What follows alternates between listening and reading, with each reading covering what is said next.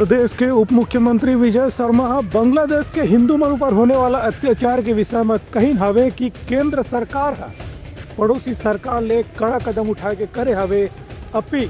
प्रदेश के उप मुख्यमंत्री और गृह मंत्री विजय शर्मा बांग्लादेश में हिंदू संस्था के प्रमुख ला गिरफ्तार करे के संगे संग हिंदू मन पर होने वाला अत्याचार के ऊपर कड़ा बयान जारी करे हैं। उनकर कहने से कि बांग्लादेश में लगातार हिंदू मन निशाना बना के मौत की घाट उतारे जाते हैं और उन पर अत्याचार भी करे जाते हैं। इस संबंध में गृह मंत्रालय है संज्ञान ले चुके हैं और जल्दी ही बांग्लादेश के सरकार से बातचीत करे जाएगी। विजय शर्मा के कहने से कि छत्तीसगढ़ या दूसरे राज्य में भी जहाँ कहीं भी हिंदू समुदायों पर अत्याचार की घटना सामने आई तो में सरकार निश्चित रूप से कड़ा कार्रवाई करने वाला है। उनका कहना है कि भारत एक संविधान में सांप्रदायिकता के बारे में बात नहीं करे बल्कि भारत के संविधान ऐसे है जब हर धर्म ला बराबर सम्मान दे गए है।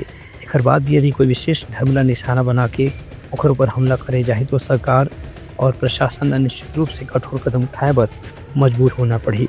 मैं आपसे ये कह रहा हूँ कि 42 लोग अभी कोंडागांव में गिरफ्तार हुए हैं। पुलिस को मशक्कत करना पड़ रहा है, मैं कोशिश कर रहे हैं। अभी कब से है भाई, तो 3 साल हो गया किसी को आए, 4 साल हो गया है, 2 साल हो गया है। तो पिछली सरकार का मिला प्रश्रय है, उस तरीके से काम हुआ है। अब इनको तो ठीक करना होगा, न सिर्फ कवर्धा में वरन प्रदेश के विभिन्न स्थानों पर। आप पता करके देख लें, मेरे पास जानकारी मैं आपको उपलब्ध करा दूंगा कि जगदलपुर में भी हुआ है, कोंडागांव में हुआ है। ऐसे बाहरी घुसपैठिए, बांग्लादेशी घुसपैठिए वो हर जगह दिख रहे हैं भाई। अभी कोंडागांव में हुआ था तो उनको भी पकड़ा गया है, पकड़ करके बाहर कराने का काम किया जा रहा है। वहां पर भी यही हाल कवर्धा में था। कवर्धा में तो और भयंकर था।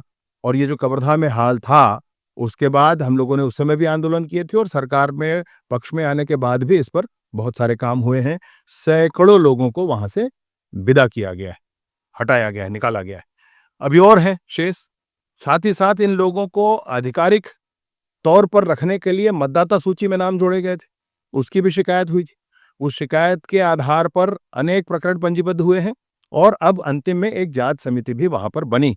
तो मतदाता सूची में कैसे ये मिलकर के भ्रष्टाचार हुआ, किस तरीके से इन लोगों ने जाली अपने कागजात के आधार पर मतदाता सूची में अपने नाम जोड़े, इसका निर्णय आएगा।